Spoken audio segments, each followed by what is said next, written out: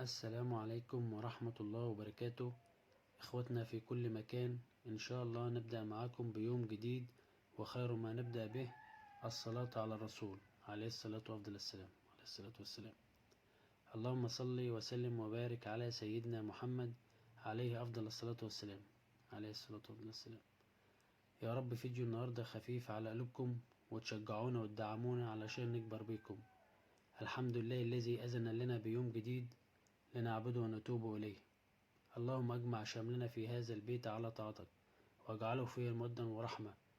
اللهم يا حي يا قيوم فك رهان منزلي من العيون الحاسدة، واجعله عامرا بذكرك. اللهم اجعل أمي وأبويا من السعداء، وجزاهم عني خير الجزاء. اللهم احفظ عائلتي فوق كل أرض وتحت كل سماء، واحرسهم بعينك التي لا تنام. اللهم بارك في أعمارهم وصحتهم، وارزقهم راحة القلب والسعادة في الدنيا والآخرة.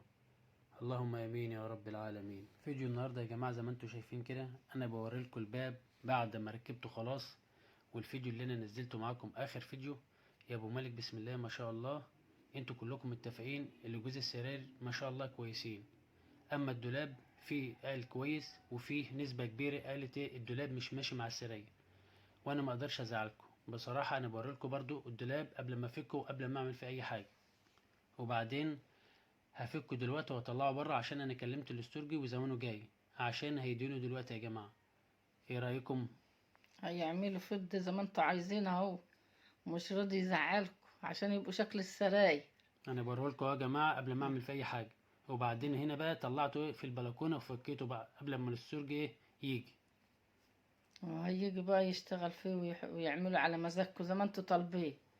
ونقدرش نزعلكوا يا حبايب قلب، الله يصلح حالكوا وحاله يا رب ويكبر بخاطره.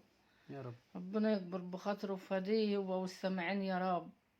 اللهم امين يا رب. هيعمل لكم طلبكم اهو اللي انتوا عايزينه يا حبايبي، مش هيزعلكوا ابدا. احنا هنقدر نزعل حبايبنا ولا اخواتنا وامهاتنا حبايبنا؟ ما نقدرش والله يا ست الكل. اه. هنا بقى يا جماعه زي ما انتم شايفين كده الاستورجي بدا يجي.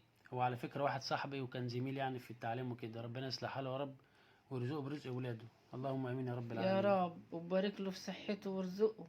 يا رب. ربنا يعينه وبارك له وارزقه برزق عياله هنا يا بقى يا رب. جماعه صاحبي الاستورجي كان قال لي تعال نروح بقى نجيب الطلبات بتاع ايه الدولاب ونيجي. قلت له ما فيش مشكله.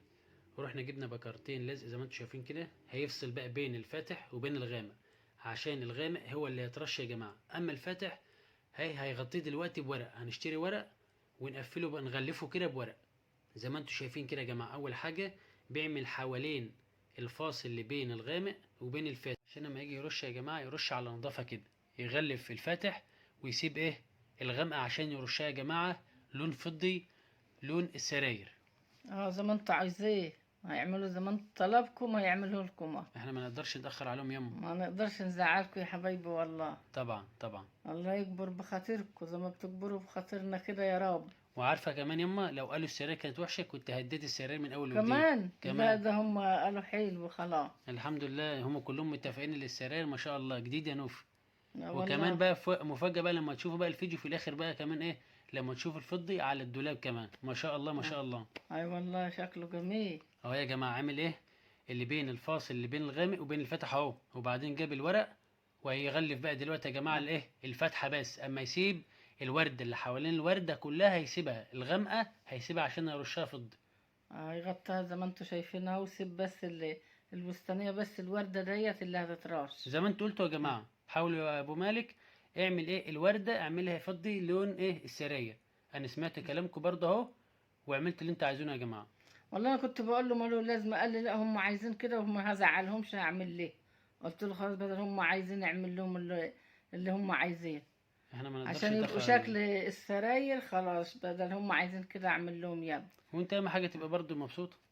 انا مبسوطة من غير حاجة والله. الله يكبر بخاطرك يا ابني يا رب يا رب. واسترها معاك انت والسامعين يا رب. اصلح حالك يا سيد واسترها معاك يا حبيبي وخليك لعيالك وفرحك بهم يا روح، ويعينك ويرزقك برزقهم ورزق حلال يا ابني. هنا بقى يا جماعه انا كنت رحت مشوار وجيت على ما رجعت بالسلامه، كان هو رش الماده اللي تفصل بين القديم الغامق وبين الرش الجديد اللي احنا عايزينه يا جماعه.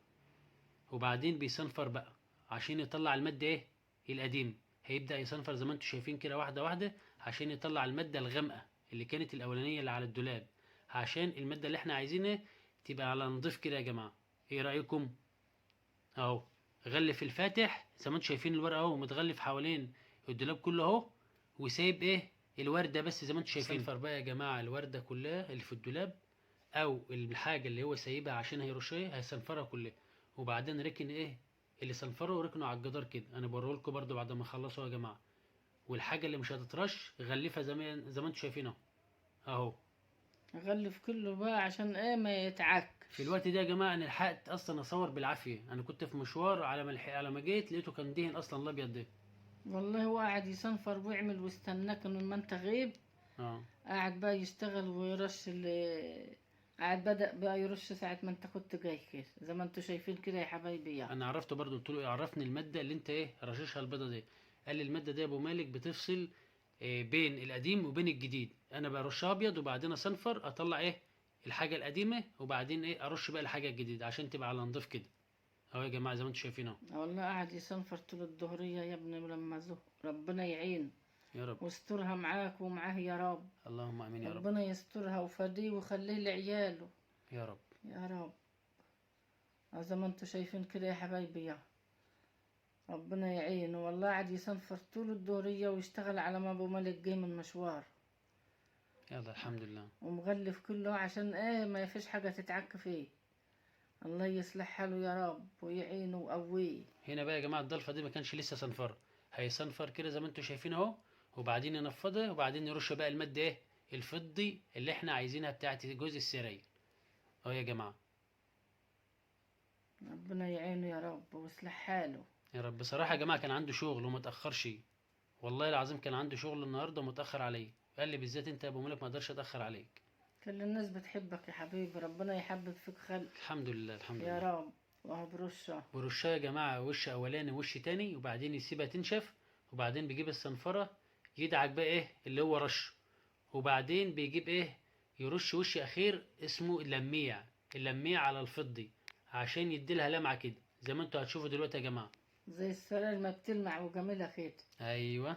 وخلاها زي الفول. والله اللي بشوفه زي أوضة الأطفال والله العظيم ما بصدق إن هي مرشوشة، بقول ده أوضة جديد. ايوه والله. والله بقول ده أوضة جديدة وجميلة أوي.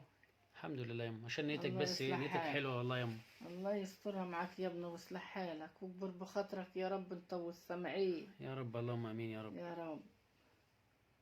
بيشتغل اهوت وبروش الله يعينه ويسترها معاه وجعله مستور وخليه لامه يا رب.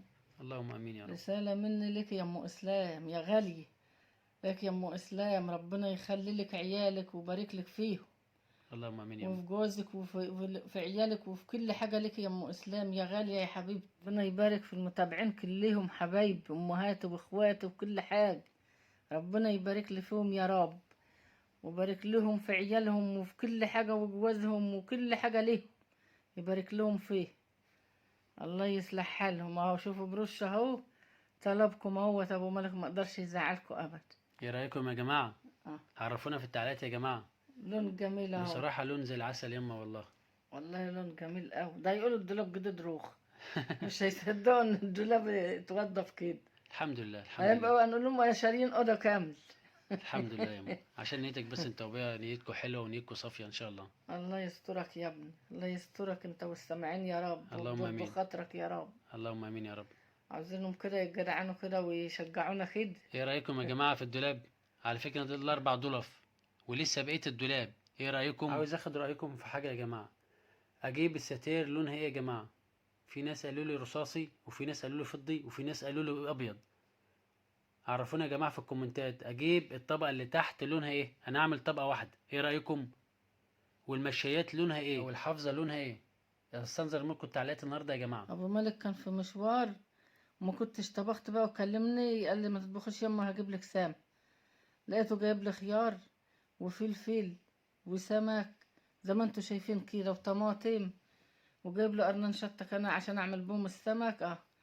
جايب لي خيار وفلفل اهوت وطماطم وكل حاجه زي الفل، وجايب لي سمكتين 3 كيل.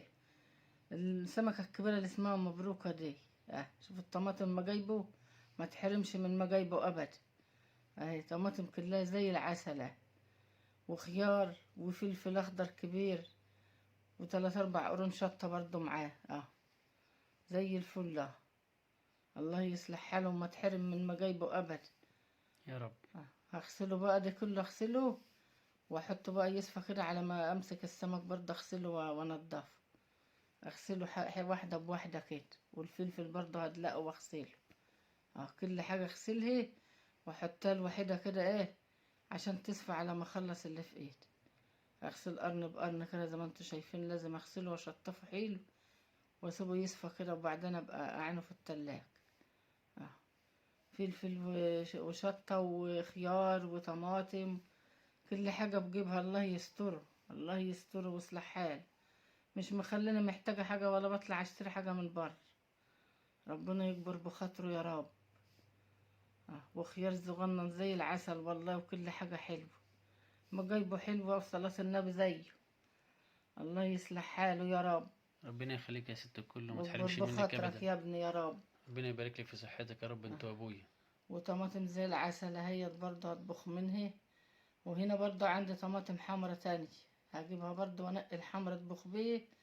والجامدة كده بسيبها لحباية سلطة ولا مع الخيار كده ولا حاجة. وفلفل برضه وكل حاجة حلوة ما جايبه والله. الله يصلح حاله. ربنا يفديه وفديه ولك وولاد المسلمين كلها يا رب. اللهم امين يا رب. الخيار اهوت والفلفل وكل حاجة حلوة. عسل ما جايبه ممالك، ما تحرمش منه ابدا. ربنا يخليك يا ست الكل. ما تحرمش منك يا حبيبي.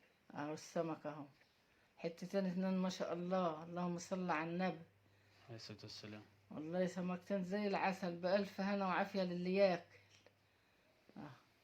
السمك ده يا جماعة اسمه سمك مبروك. مبروكة. احنا لا، كنا بنربي السمك دي الاول يا جماعة عندنا في الارض. في الجسور بتاع الروز، في بسم أرض الله ما شاء الله، الروز. بسم الله ما شاء الله. بسم الله ما شاء الله. سمكتين اتنين 3 كيلو. اللهم صل على النبي، وبألف هنا وعافية للي ياكل. شفتوا. ما تحرمش من ما جايبه أبدا يا رب. على فكرة انا كلمتها يا جماعة في التليفون، قلت لها في كذا وفي كذا وفي كذا. قالت لي لا، هات لي المبروكة ده وانا اعملها صينية. مسكتها نضفتها زي ما انتوا شايفين كده، ونضفتها حلو وقصقصتها بالمقصة وكل حاجة، وأقوم ماسكاها غسلاها ومخرطاها. وبعد ما تتخرط اغسلها بدقيق وملح وليمون وانضفها حلو، وارجع برضه اشطفها واحط عليها دقيق وليمون وانقعها شويه، على ما اجيب شويه بصل برضه والطماطم كده واقللها، وارجع تاني اشهدها، وارجع تاني اقوم ماسكاها بقى في صينيه قلياه. قبل ما احطها في التقليه لازم امسكها بقى اخرطها وانقعها. هقليها بقى بعد ما قبل ما احطها للتقليه اقوم ماسكاها مخرطاها وقلياه. بعمل بالمقص هو اصل هي عضميتها ناشفه شويه زي ما انتوا شايفينها يا حبايب قلب. همسكها بقى اعمل التانية الاخرى وحشنا غشيشها كده زي ما انتوا شايفين، وانضفها حلو. بنضف بالمقص اهوت، وبعدين اقوم ماسكه المقص برضو كده وعامله ظهرها جاد ودي اشراه اشراه ومنضفاها تحت المي. زي الشبر كده، لما تكون بتنضف الشبر يتقلل لازم النفر يعملها يحتها كده بسكينة او بالمقاس. وبطلع اللي فيها كلتها. اللهم صل على النبي، كان فيها بطاريخ ودهن قد كده. والتانية الاخرى اغسلها كده من الدم وانضفها غسلتها وفتحتها وقطعها. لازم تعملوها كده، تتخرط الواحدة 2 3 4. انتوا اللي تخرطيها بقى زي ما انت عايز. واخرطها عشان امسكها بقى اغسلها بملح وليمون ودقيق، واقوم ماسكاها نقعها برضه شويه على ما انضف البصل واعمل الطماطم وده. شوف الخرطه قد ايه ما شاء الله. السمك 4 حتت زي ما انتوا شايفين كده. وامسكها بقى اغسلها وانقعها، واجي امسكها بقى عشان اقليها. بعد ما اقلل الطماطم وكل حاجه اقوم ماسكاها بقى قلياه، احطها مقليه في الطماط، واروح بقى ادور افتح اقدح الفرن واحطها في الفرن. بس ابو ملك ما كانش هنا. السمكه التانية خلصتها على ما ابو ملك عملتها هي صحافي بفريك، مش بطاطس ولا حاجة تحت، ده فريك.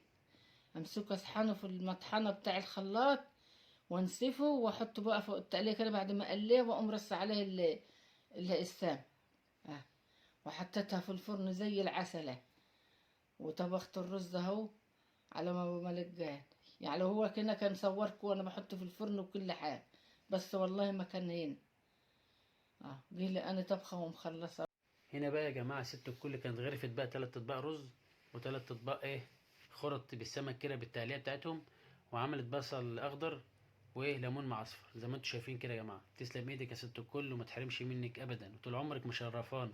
الله يصلح حالك يا حبيبي انت وهم. ربنا يبارك فيك يا رب ويديك وما الصحة. تنسوش تدعوا لي دعوة حلوة كده من قلبكم لأمهم. طبعا يا ست الكل هم هيدعوا لك عشان هم بيحبوك اصلا.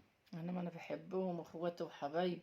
ربنا يديك الصحة يا اما انتوا وهم كلهم يا رب. يا رب وديك الصحة يا ابني، وما تحرمش منك ولا دخلتك علينا. اللهم امين يا ست يا الكل. رب. مع السلامة يا جماعة. مع السلامة يا حبايب.